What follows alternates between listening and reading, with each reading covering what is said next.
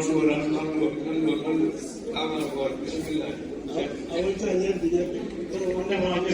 wonda angara ga wonda jek ni TV ni ñen ngam assalamu alaykum wa rahmatullahi ta'ala wa barakatuh calmini bandiraɓe fof calmini seeranɓe ɗum jooɗiɓe ɗo ɓe jinnaɓe men eɓe gardini calminaji ɗi e ceerno men mo addama men e mo wasilaɓe men mawlana cheikh Idrissa Diagne wonduɓe ko wani kiraɓe o fomri seeɗa min jiɗi weddade hen koye wuuro he min jeeya koye galle he min jeeya ɗi sifati afa kadi mi haysino ko kikiɗe gooto walla ñawma goto min ɓaydi ɗiɗuɓe galde ceerno min gommi ɗo e oɗo nokku fi bukatil mubarakati wa fi hasihi leylatil mubaraka ko udditat juma oɗo 1976 min ɓaydi ɗo min dartiɗo ko 1998 aɗa tawi jannguɗo suratu Yusuf sannaji woni toñi koli o sadda mettidani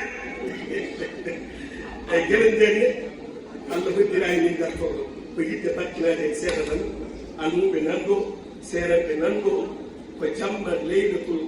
leylatuna wa nabiyuna Muhammadin sallllahu alayhi wa sallam kala ko yiɗi waɗa hen yonata adima undi ɓe wulaɗo fof ko Allah subhanahu wa ta'ala huwa allazi akrama wa a'zama nabiyuna Muhammadin sallllahu alayhi wa sallam wa ashkarahu بصفة بأخلاق خالقة كنا فوق القرآن حاليا بالبركة وسيد القرآن سوتني يا جميع كريكتن أعوذ بالله من الشيطان الرجيم بسم الله الرحمن الرحيم يا أيها الذين آمنوا لا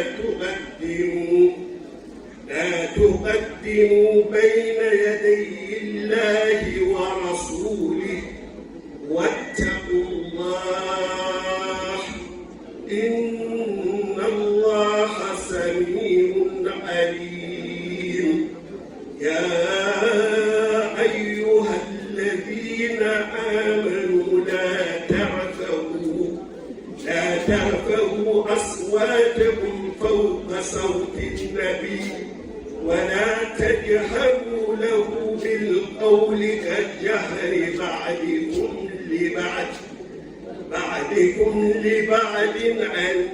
تحبط أعمالكم وأنتم لا تشكرون إن الذين يغضون أصواتهم عند رسول الله أولئك الذين امتحن الله قلوبهم للتقوى لهم مغفرة وأجر عظيم إن الذين ينادونك من وراء الحجرات أكثرهم لا يعقلون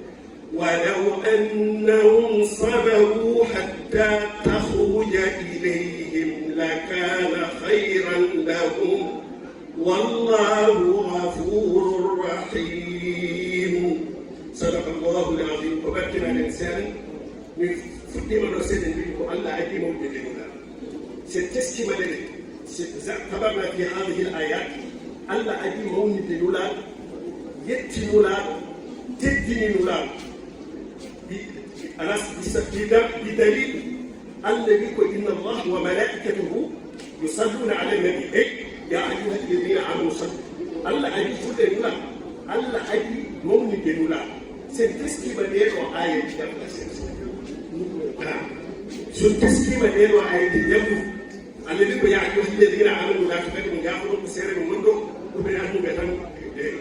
ويكو Allah wi ko hoto ngartitude nulaaɗo Allah e nulaaɗo e konguɗi mum sawa'an fi'liyan aw amaliyan golle mum e konguɗi mum hoto ngartitude Allah e nulaaɗo e ñaawata ɗum ko Allah haalani wona tirɗide noon ma ɗum nulaaɗo sen ndewi ɗeɗo ayni haa yetti ko jettimi ɗo eɗen wonande nanɓe taskiro إن أنت فعلت المولد المولى الله موت المولى ومنته بالصفات وإنك لعلى خلق عظيم القرآن يكثر المولى يجبج كوني كنون ستري إلى المولد المولى إلى الجيل المولى إلى البدء المولى ورفرنس إلى الدوام فلا بد يفعل يمتن جبج المولى تجي قرآن جبج المولى كان خلقه القرآن مولى من عائشة رضي الله عنها لأن أنا بقول جبج المولى كان خلقه القرآن يا فلان ويقول كان خلقه القرآن ويقول كان جبج المولى بقول القرآن وتعاملون بالمعروف وتنهون عن المنكر وكنت من القرآن وكما لا سأتي ولي التوحيد والإخلاص بغير بانون ليلو جديد من القرآن إما وكيانك ما يا وكمل وإما وحدنا يا وكمل وكنت من القرآن ونجيب جبنا إذا نجيب القرآن نجيب جبنا مالك القرآن كان كله القرآن سندري القرآن إن الأمور بالإسرائيل كله القرآن قرآن حجة لك أو حجة لنا ولكل واحد منا بتلاوته وعمله وإخلاصه لوجه الله سبحانه وتعالى. كل القرآن حجة وتمن كان وتمن جاو تنبو يوم القيامة يسمي الله حجة ما ناتا الجنة يو الله وتنهر أو حجة علينا ولا حجة يد نما سلمى بترك تلاوته وعمله وإخلاصه لوجه الله بدل أن نقع من الولدان بدل أن نقع كاري وايكري أوجنا نتوال أنا بقوم تنا جلاهي بقوم تنا جلاهي القرآن بقوم من ذاك الشيء كل شيء من قوينا وبنفسه كان يافنا أنت بقوم بديانه itu seera dene e dum junna dene musiru man ami abdullah yek kullu amin wa antum khayr kala ko wala do Allah jabanen yo Allah jabanen wa Allah jabanen accene den seera dene jinna dene wonbe no be way ande den koy tawta den ko jikki no ko assalamu alaykum wa rahmatullahi ta'ala wa barakatuh sey gay yalla mo gay yalla mo gay bacciamo sey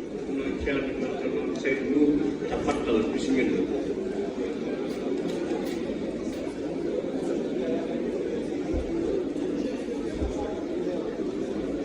Ketu biren. Nani ko hala asal agama nani donyon. Kaila wo hado. Kaila yete biro wayu ran na tinya nyep. Bismillah.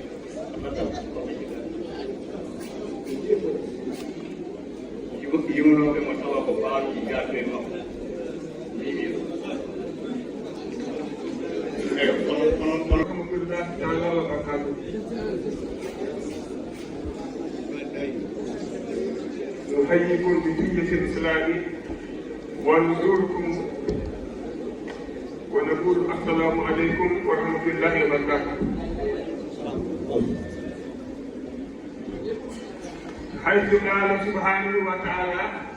إن الله وملائكته يصلون على النبي يا أيها الذين آمنوا صلوا عليه وسلموا تسليما مسوى كتابي بمسلم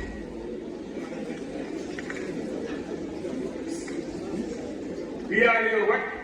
سوى كتابي بمسلم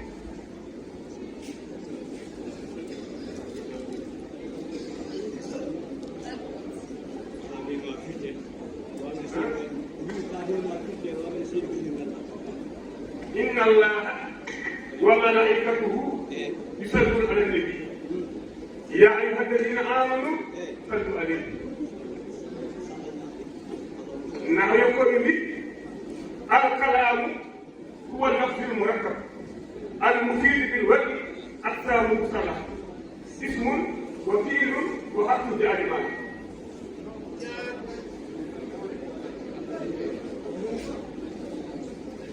إن الله إنه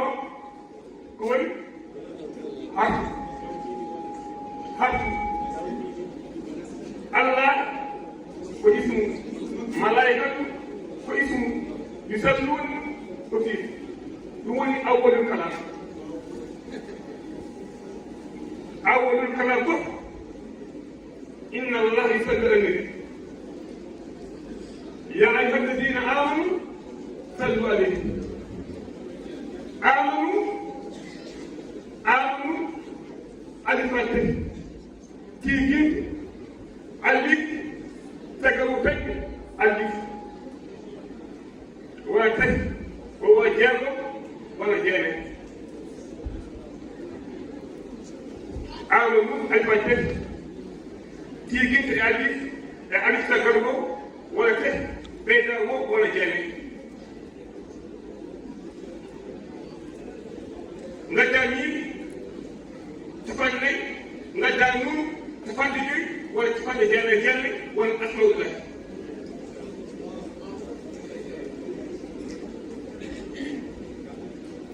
ala jogiiɗe capanɗe jeenayi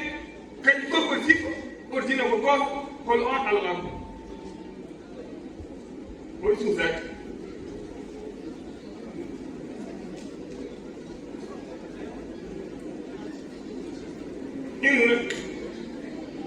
inna allaha wa malaikatahu yusalluna nabi ya ayyuha alladhina amanu sallu alayhi joni fane min bawe buuti ala sallam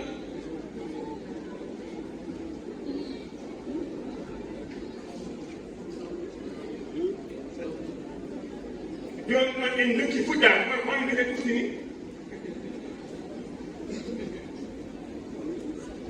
wa salli ya ilah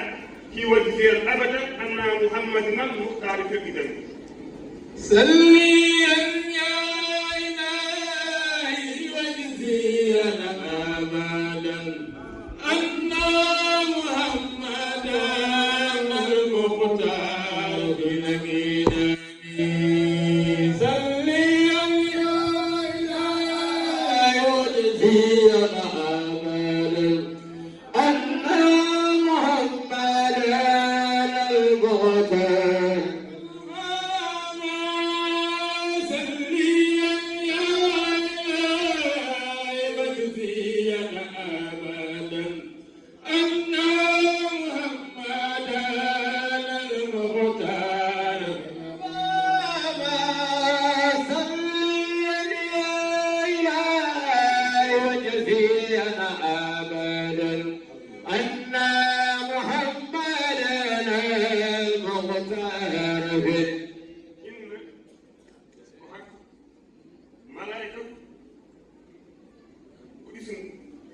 يسلون كثير إنه اسم ملائكة إنه حق ملائكة اسم يسلون إن ألف قوة ملائكته هاو يسلون ساكو ولا تفعل جابو جابو ولا الله هو يسجل النبي إنما أنا رحمة المهدى إنما أنا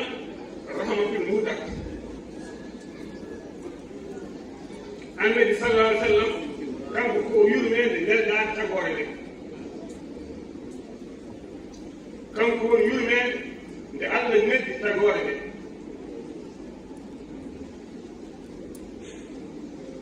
وكان منتجبا من قبل في كتب يسبح الله فيها خير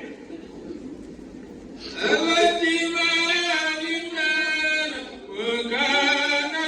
منتجبا من قبل بوجوب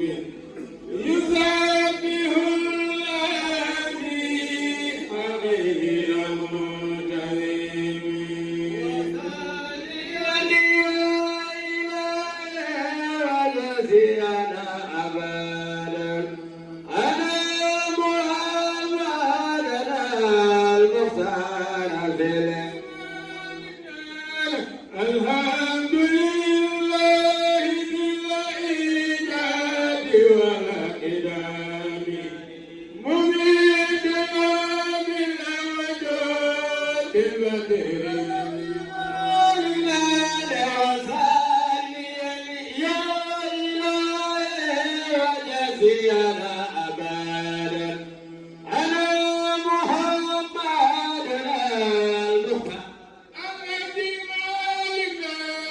ثم صلاة وتسليما لم تجب ولا مسك الورد لا في البدر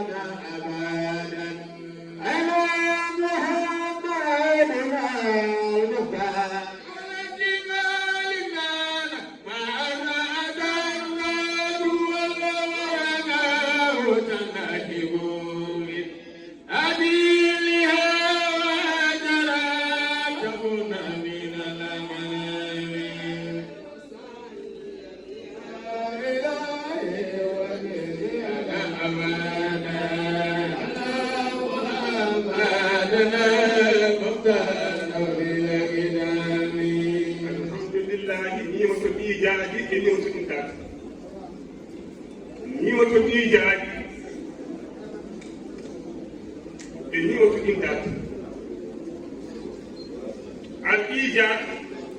منه صلى الله عليه وسلم وهو أول الخلق وكل شيء خلقه الله بنور رسول صلى الله عليه وسلم وهو نعمة الإيجاد يوم ألست بربكم قالوا بلى إذ الإيجاد والإمداد منه نبي بسنة أي نبي إن جئت أن نعمة الإيجاد تجد وهذا ندلت تنكو نعمة الإيجاد والنبي الله صلى الله عليه وسلم نعمة الإمداد وأنت ندلت وأنا جودلت والنبي الله صلى الله عليه وسلم ممدنا بوجود البدر للتكليف ثم الصلاة وتسليم يفوق على مسك ورنب على الفرد والتكليف وآله المهتدي تذكيرة الكرماء المهتدي سيرة المحتاج والتكليف وإنه إذ أراد الله نفسنا أبان من نوره نور النبي عليه وإنه إذا أراد الله نزعنا أمان من نوره نور النبي العالمين وصلي يا إله ونسينا أبدا أنا محمد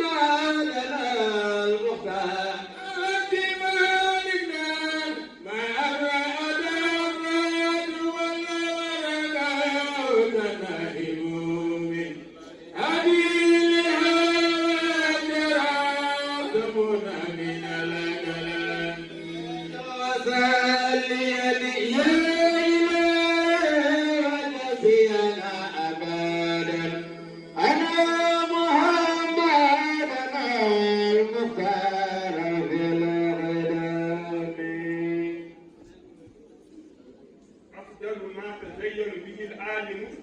من باب كتاب الله أن يقدم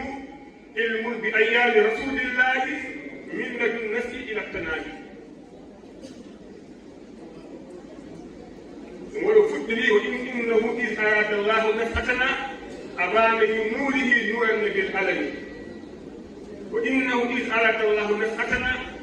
بعد تفكير ذوي حاجة إذ أراد الله نفحتنا لأن موي وون إلى الكبار أبان من نوري وفني أنور مكة نور النبي أنور النبي العالمي إني اليوم أن بعد الكي كل شيء رسول الله والنبي العالمي الشيء الذي يفهم الناس دون العالمي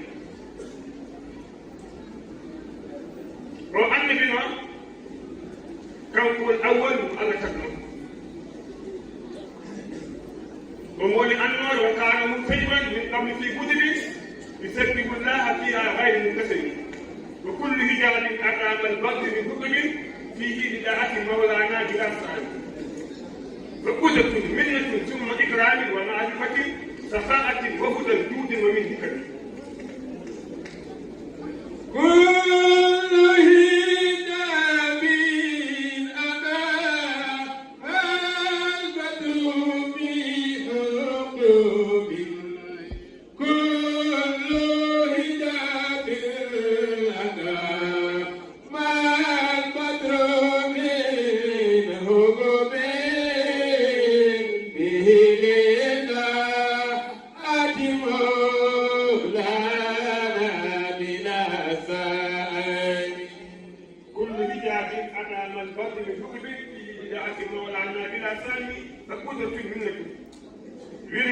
حتى الله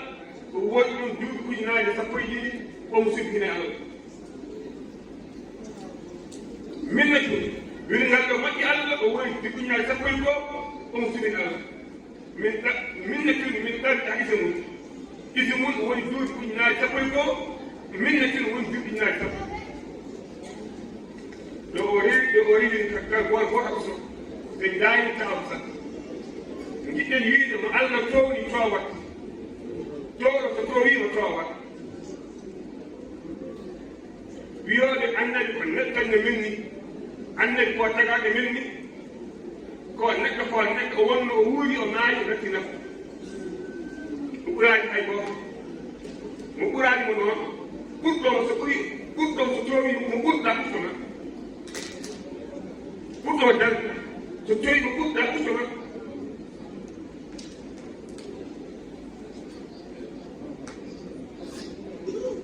النبي على توي دون أقول كوارد يبي لي جبان وفي مكان سكان متجار ده كلام سفيدان وانا أنني وانا نلاقي نوح وانا أنني قالوا نبي الله ورسول الله كل الناس متيا والنبي والنبي كل الفدية هو يجوبي وجنات يجوبي تفني وأن لا يجوبي تيمة جاني تفني وقالوا ربي إني دعوت قومي ليلا ونهارا فلم يجد دعائي إلا فرارا إني كلما دعوتهم لتغفر لهم جعلوا أصابعهم في آذانهم واستغفروا الصيام وأصروا واستكبروا استكبارا نوح وكتير الله يلقي يبقى شبه كتير جمع يوم مهال سون مهال يلين لا تجاهل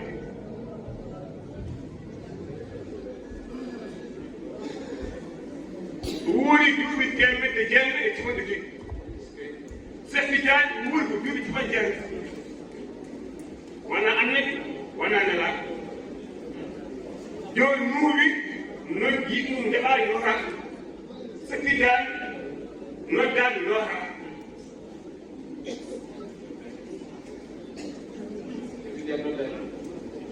أيوة أيوة أيوة أيوة يقولك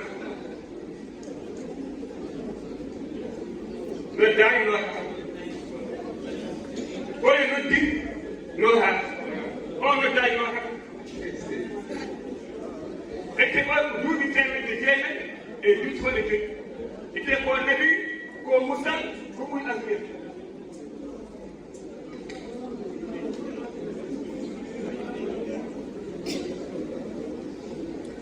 donc ko sekki jaan muy ni anno annabi ko ru muy nan ko mbiyen to to tori mo to sekki jaan o muy ni e anno sallam anno ru muy nan لما بقول جاب أيام وأنا في حالة أقول صح مجال بيأتي رقم ويهرب نقولها ما له حل.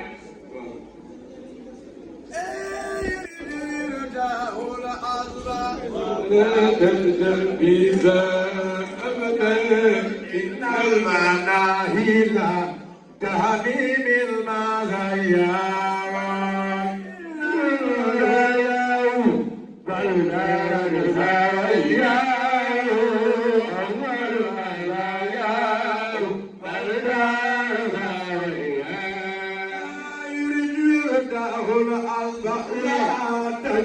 بيزا وإلا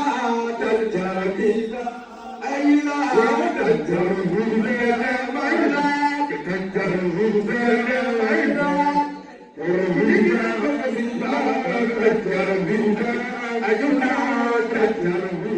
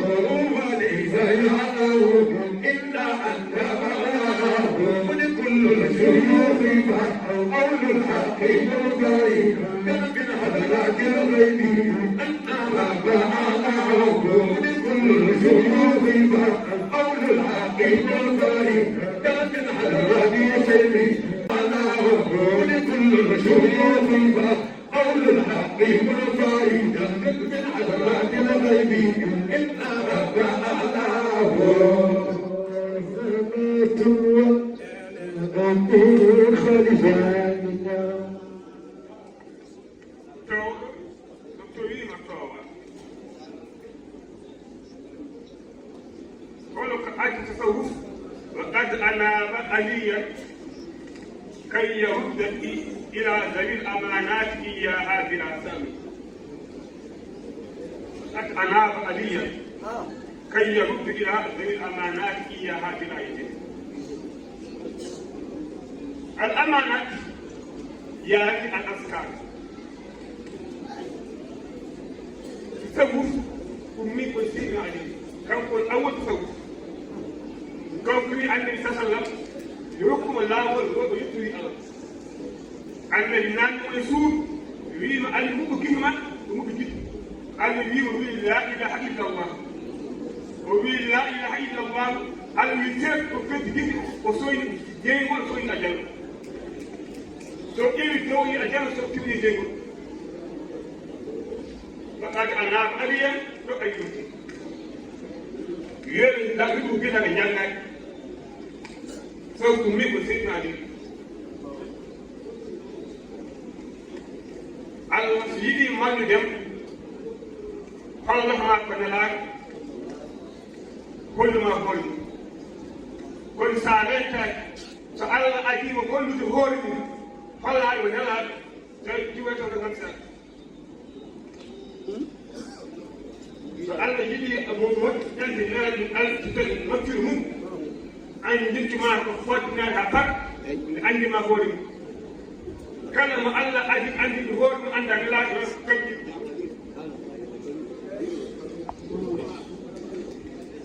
كلام أجي عند الله لا عند الله سيدنا ولا تركيز ما الله عندي ما لنا فات غند الله لين غند انا لا نفر ما الله عندنا لا يبقى تركيز تقول هو سأني الله والكفر الله قم يفكر سأني الله والغور والباب والباب الله قم يفكر يوم بوم ويفعل في ملكه ما يشاء تعالى الإله وجل الحكم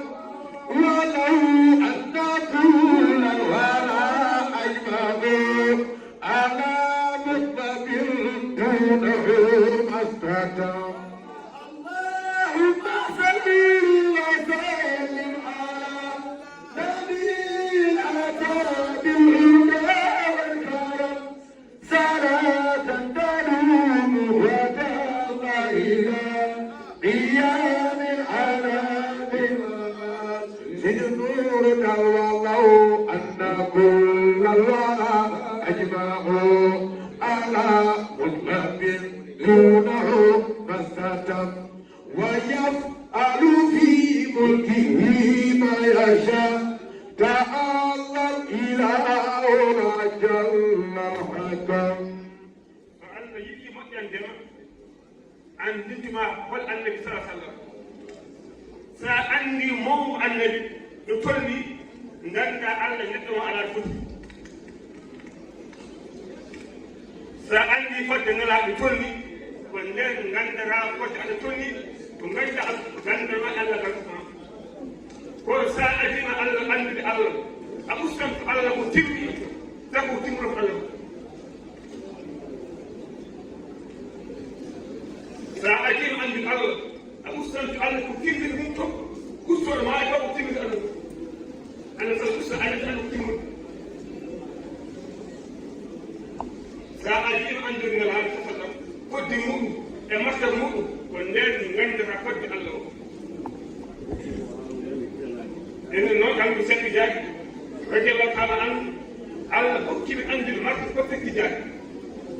سن نجي وقت جاك نجي كان يقول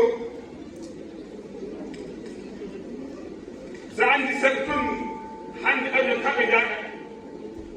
فاسفا سعندي وقت أورو نجا مكتب تو برسالة والليل نجا الله نجا الله kon sa'adi an kal sa'adi an set yadda na fada ba sai da kira ka ta gowar kuma ku da mabi no ya ko ne kan Allah bi rawsatin aw rawsatin dunya bi rawsatin سجن دنيا أو غيث اليمن له أمر أدت فلم تهن بروسة دنيا أو غوثة يمن ساعة له أمر أدت كريم دون المجال نجوى المجال ألو بلوري من أنسل الجديد ونجم التالي النبي الجديد ونجم التالي روان روان النبي ودم التالي روان روان بيجي جبت المين ده يدم التالي ده يجو النبي ودم التالي ده كسر مكان بيجي جبت المين ده دم التالي ده يجو كان جبوا إني من وراء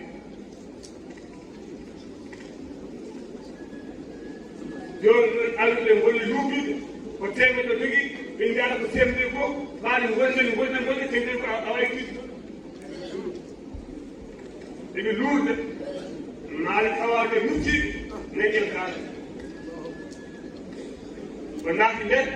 ومين ذكاي ويجي روسك بيا أو روسك روسة دقيقة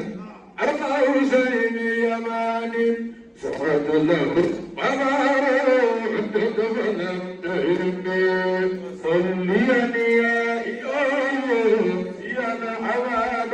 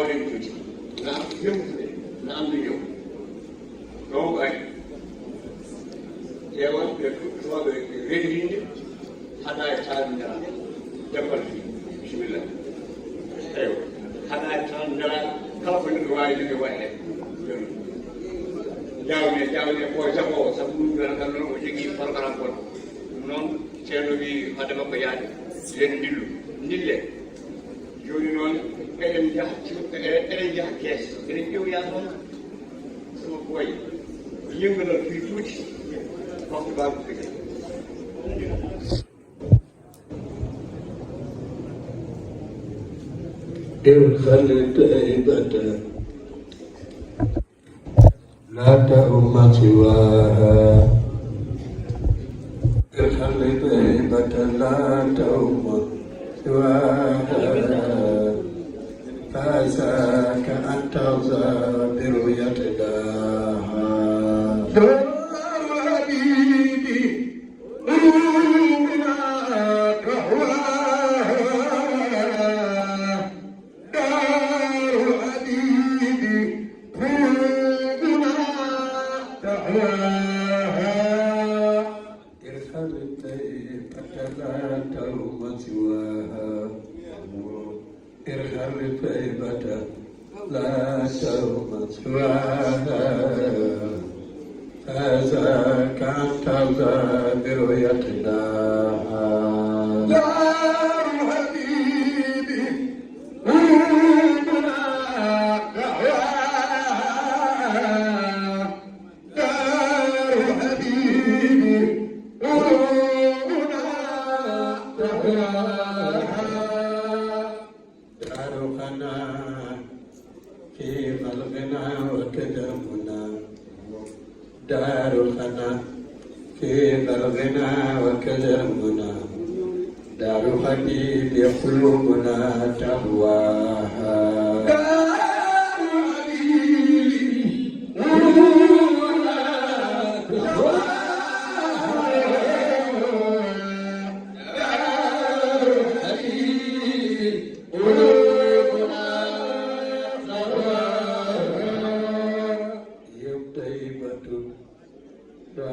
لطيب وصولها يا طيبة طاب لطيب وصولها ومدينة تسمى سماها دار الحبيب قلوبنا دار الحبيب قلوبنا دار خمام في غرغنا وكدربنا دار خبيب قلوبنا تهواها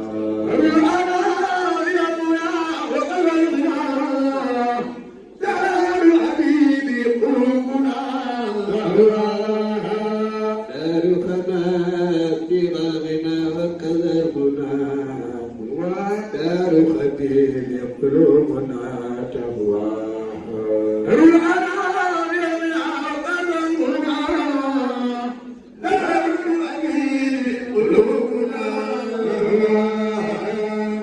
الله أكبر لا كبير سواه الله أكبر لا كبير سواه جلت محامده وعد سماه الله أكبر لا كبير سواه جلت محامده وعز سماه الله أكبر لا كبير سواه جلت محامده وعز سماه الله أكبر لا كبير سواه جلت مآبده وعز سماه الله أكبر لا كبير سواه جلت مآبده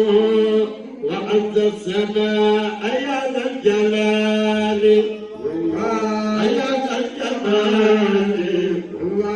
يا ذا المعالي عليك التكال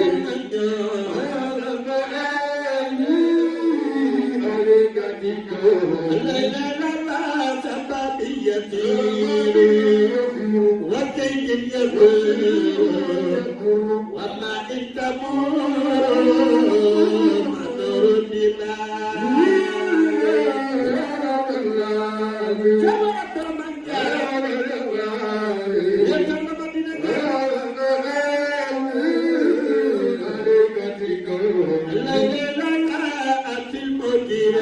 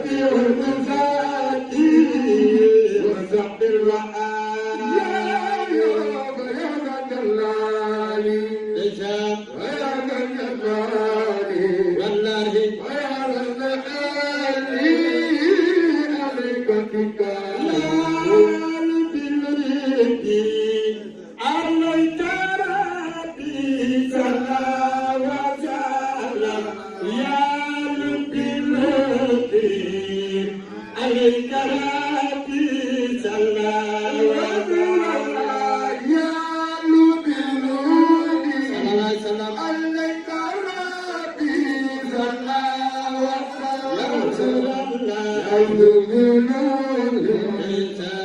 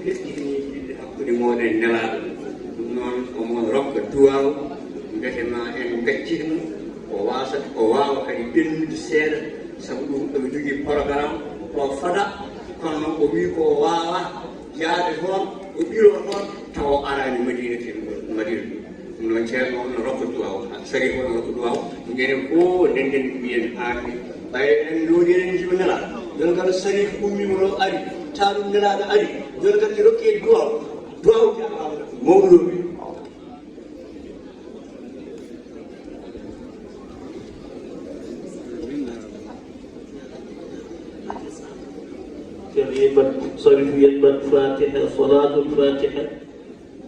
يا لطفنا بدياني بدلهم هدايا رسول الله صلى الله عليه وسلم إذن الهادي لمن أهادي الجمهور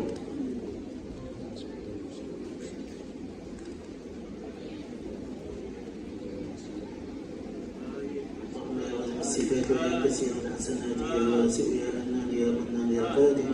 يا كريم يا غني لا اله الا انت يا الله استغفرك من سوء ذلك العلي ان تسخر لي جميع خلقك ان تعبدني عنه وان تولدني فوق ناوليه وان تقبل لي حاجتي وحاجه كل من اصل اليه حاجته وان ترزقني رزقا حلالا واسعا مباركا عاجلا كاملا أن تبدل صفاتي بصفات الكمال وأن تمدني بصفاتك يا الله وأن تمدني بصفاتك يا الله وأن تمدني بصفاتك يا الله اللهم صل على نور العدوان وسر الأسرار ومفتاح باب اليسار سيدنا محمد المختار اللهم صل وسلم على الماء البارد صاف شمس سماء الغيب مركز رعائب عديد الأسرار البارية وعلى آله صلاة تعرفنا بها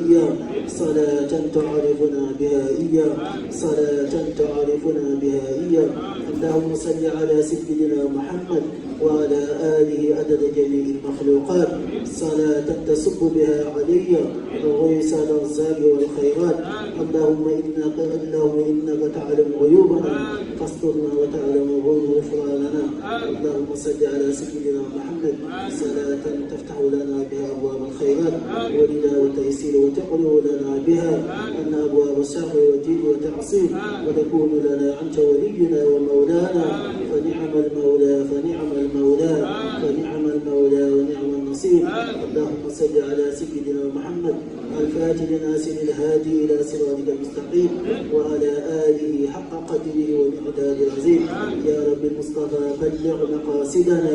واغفر لنا ما مدى يا واسع الكرم يا رب بالمصطفى بلغ مقاصدنا واغفر لنا ما مدى يا واسع واسع الكرم يا رب بالمصطفى بلغ مقاصدنا واغفر لنا ما مدى يا واسع الكرم صل على المحمود سيدنا ونبينا وحبيبنا وشفيعنا ونور قلبنا وروحنا ومولانا محمد رسول الله ببركة سيد أحمد التجاني سبحان ربك رب العزة عما يصفون وسلام على المرسلين والحمد لله يا رسول الله.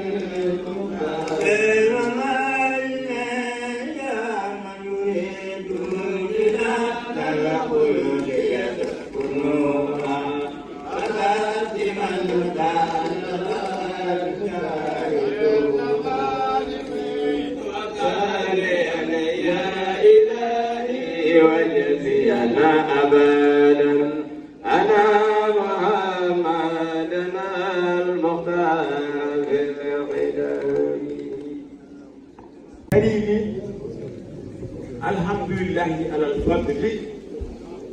min kadi so mi wiyama yomi haal ɗo ko rekkede gueɗal gonga haalama ɗo wonde ko nelaɗo adi taƴeede defte ndi Allah tagima duuɓi 50 haade mum tagdi haydara wona law wona alam wona kursi wona arsh wona adama wona hawa defte mbi ko duuɓi 50 defte goɗɗe mbi ko duuɓi 100 defte goɗɗe mbi ko duuɓi million ngaji 4 surtout ko Allah tan andi falde Allah itti nuru muɗum tagi Muhammadun sallallahu alayhi wa sallam ceerno o jofimo yo Allah waɗe makko barke so wiyama ɗon ko yimɓe fof poti won kumtano ha jam dañe tan gonmana goto yimɓene fotte sahade goto are nelaɗo o wi mbiɗa an woni wattan annabaɓe akhirul anbiya'i wa imamil mursalin nelaɗo yomi eyi o yoro pawɗa ɗum nelaɗo yimo rutto yimɓe annabi Isa nde annabi Isa yetti duuɓi 100 ɓe jiɗi nelaɗo arta ɓe jiɗi Allah nele nelaɗo goɗɗo Allah yi aduna o kamde on sa mi haala bonande aduna o no wamode neɗɗo goto maaya tawa waɗi ɗum ko neɗɗo o adde ñaame a waɗi kaari poɗɗa ko wareede laamɗo o ƴeewamo wiya o noon ko jooɗɗo omo yooɗi wono mbariyamo jehe ƴeewe coofɗo e dental heewi ware ɗum kewino e jamanuuji bonande kewino nde neɗɗo waɗa neɗɗo adde ñaawe ene ware ɓoggol haɓɓe e lekkal ɗon worsete haa ɗeɗɗo maaya ɗum woni yagga neɗɗo adde ñaawe tabita e muɗum koko waɗi neɗɗo am tan wiye yo nawe ware nawooɓe warde ɓe gadda e makko e ɓoggol ngol darnamo o ɓurta ɓoggol ngol darde seeɗe walla o manka ɓoggol ngol darde seeɗe ɓe mbiya laamɗo kanko nde o fotaade e ɓoggol ngol laamɗo wiya ƴeewe wonɓe ɗo ɓe kala poɗɗo e ɓoggol ngol yo waɗe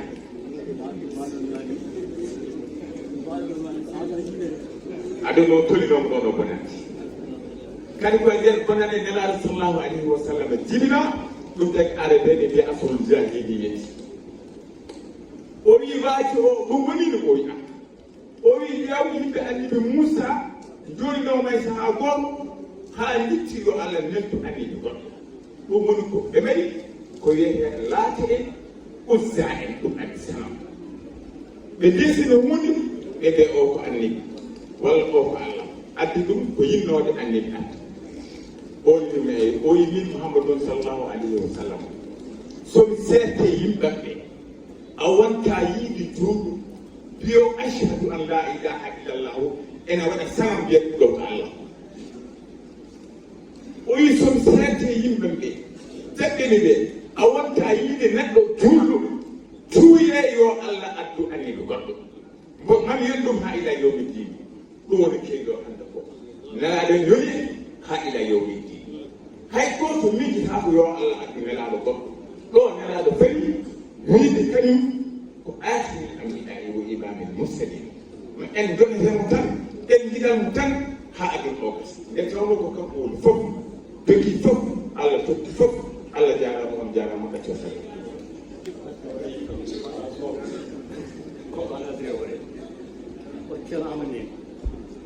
إن كنتم على سفر ولم تجدوا كاتبا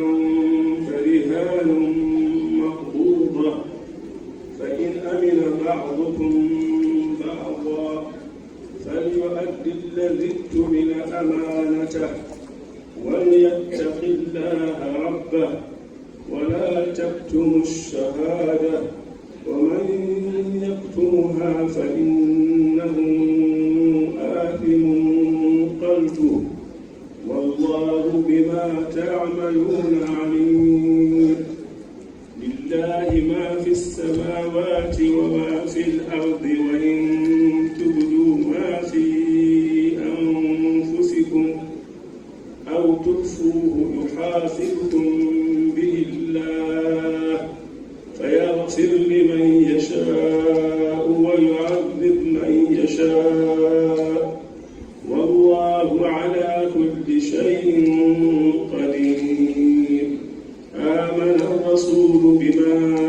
أنزل إليه من ربه والمؤمنون كل آمن بالله وملائكته وكتبه ورسله لا نفرق بين أحد من رسله وقالوا سمعنا وأطعنا غفرانك ربنا وإليك المصير لا يكلف الله نفسا إلا وسعها لها ما كسبت وعليها ما اكتسبت ربنا لا تؤاخذنا إن نسينا أو أخطأنا ربنا ولا تحمل علينا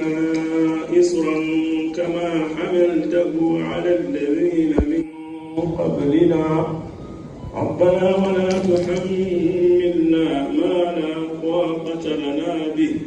واعف عنا واغفر لنا وارحمنا أنت مولانا فانصرنا على القوم الكافرين صدق الله العظيم.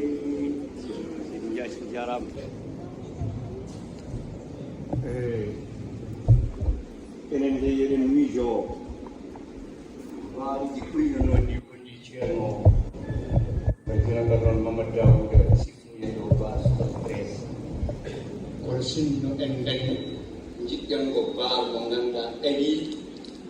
mo galle jonka mo jonka noon haarinaaɓe o on noon min joofii ɗo ɓii ceerno dem denko o ngannduɗaa ɗo ko alaji matiti ɗumon on de sinno min dañi ba ɗañi o hade waktu mo yonde jimana min fedde 5 minutes min ciftoro ko ɓayde min ciftori 73 min ciftoro ba ɗañi o no bismillah jaggo ceerno Ibrahima An tawi aɗa jam tan e ceerno Ibrahima Bari Ibrahima An micro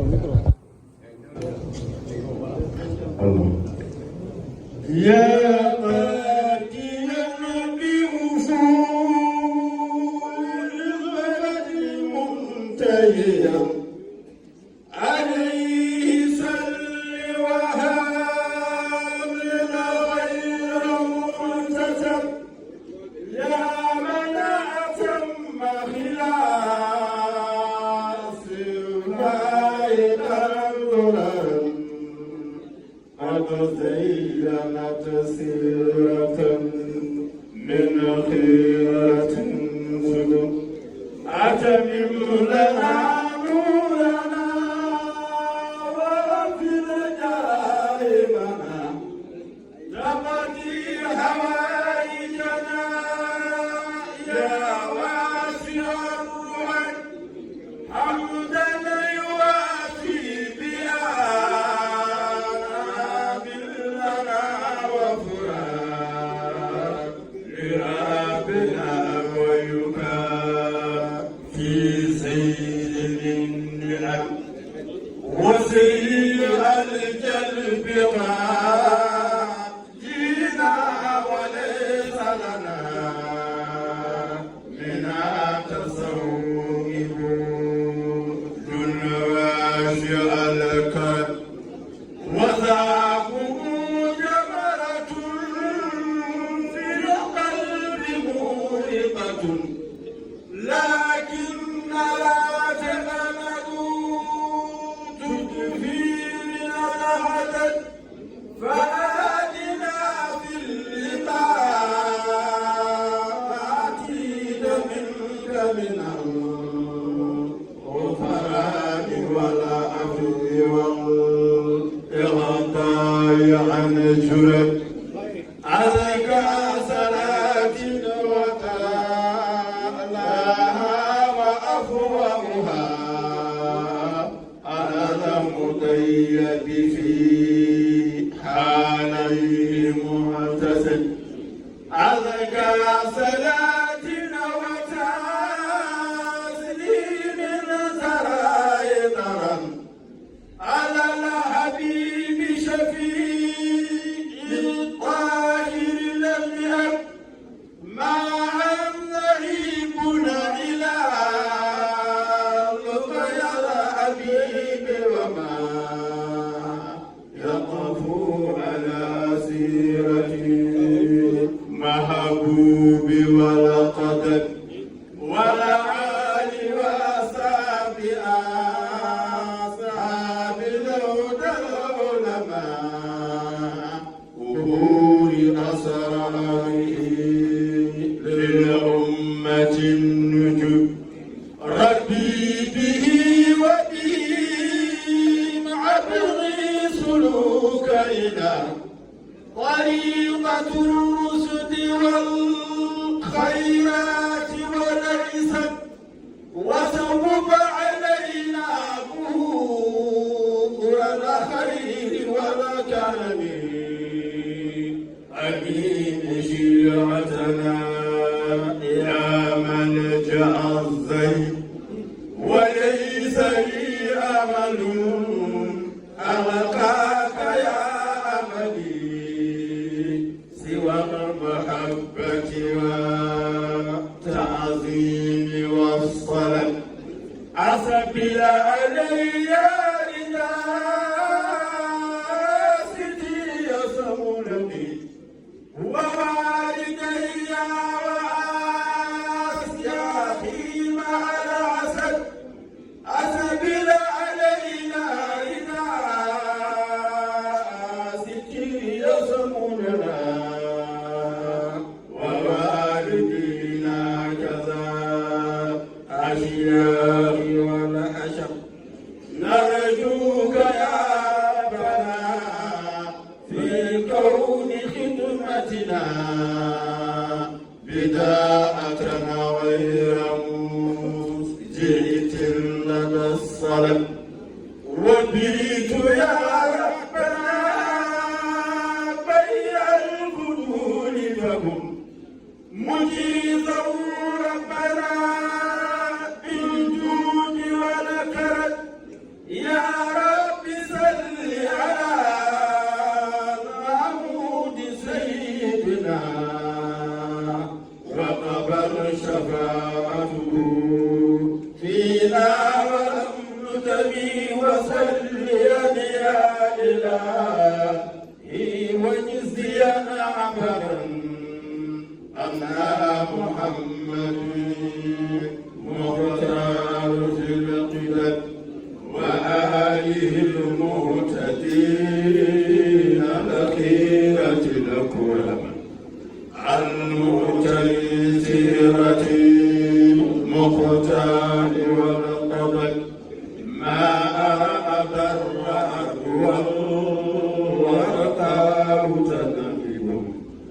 عديدها وجاء دمعون من القدر. اللهم صل على رسول الله. wiide wayanno onon jaadiro waɗanen kuujoyaade ɗon kadi kamko siftinde en baaɗo gongal noon tawi goɗɗo jonɗo noon hayre kono no hetti weede taw baare seeɗa hetti weede seeɗa joni koye holnomin maɗam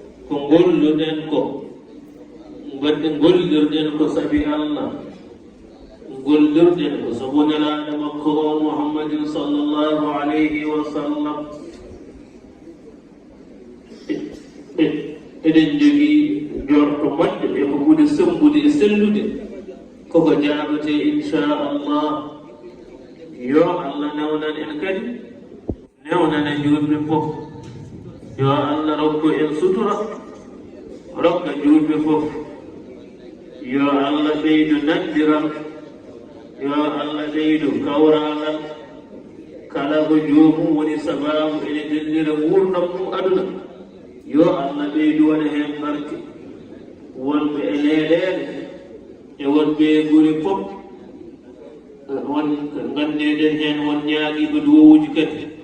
fof piworen hen yo allah rokku en tawtorede o saaha wuuri e sahaaji wuuriji kewɗi kewɗi enen ñaago allah ceerno on yo allah juutnu balɗe waɗa cellal bo ene woni yeeso men yo allah ɓooynu gardiigo yo allah ɓooynu gardiigo yo allah jaɓan en kadi kala badɗonoɗe heen huunde tampi heen yo allah lomtin kala darinoɗo heen tampi dooli mum yo allah yo moƴƴere inchallahu eɗen jorti allah yo ɓattan sabu mbaɗirɗen ko sabi allah sabi annabi makko sallllahu alayhi wa sallam sukaaɓe kadi jibinande wuro ngoo to ruhani e ndema wiye fof detti tiiɗima ɓe tiiɗima no feewi ɓe moƴƴini ɓe pewni ɓe mbaɗi kadi ko kamɓe fof detti jeeƴi yo allah yetto moƴƴere ko allah ɓeydu barkeji wona mawlud ndur tan kala ko dilli ɗo e guri hee kamɓe sukaaɓe jibinande wuro ngoo e yimɓe wonɓe ɗo joom mecce en jom fuɓe fof e fof ne ndenda gollo dardo yo allah ɓeydu ɗum ɓe joɗna kadi ɓe moƴƴina ha moƴƴa gila e banggue guenaale to ha e kala ko woni sababuji ko yimɓe ene ndenda eɓe daro hen ɓe dardo e mumen ɓe daro hen kadi yo allah ɓeydu barkeji eɓe jiya an yimɓe ɓe ɓeydu tinnare no moƴƴi yeɓe tinno no moƴƴi neɗɗo ala ko ɓurantuma wuro ma ɓe allah addiɗaɓe fof ko goppi gure mumen goppi mawludaji mumen ngari wallodirde e men ɓen noon so tawi allah aɓɓe goppi gure maɓɓe gari wallodirde e men enen tawaɓe ɓe ko enen jakkinte wadde ko enen ɓuri tinnade yo allah jamaɗuji fof yo allah jaɓan en sabu barke jom jamma o sabu barke nelaɗo allah sallllahu alayhi wa sallam barke ceerno o cheikhana ahmada tidiani radiallahu anhu ceerno o weltima mawludu ndu moƴƴi yimoɓe ɓe yimi jangoɓe qur'ana janggi qissatoɓe qissima fof rewi lawol moƴƴi kala garɗo ɗo weltima no feewi yo allah jaɓan en heddi ko ceerno yaɓira waɗen duwaw kadi no allah newnuno ha arra yetta ɗoni to allah nowdir noon duttol ngol jomumen jahay jaam tawoya jaam gacca ɗo jaam barke nelaɗo allah sallllahu alayhi wa sallam heddi ko ceerno waɗa duwa sore ñamgo fatiha wa salatul fatiha jaɓi tati enen fof nden fiyen amin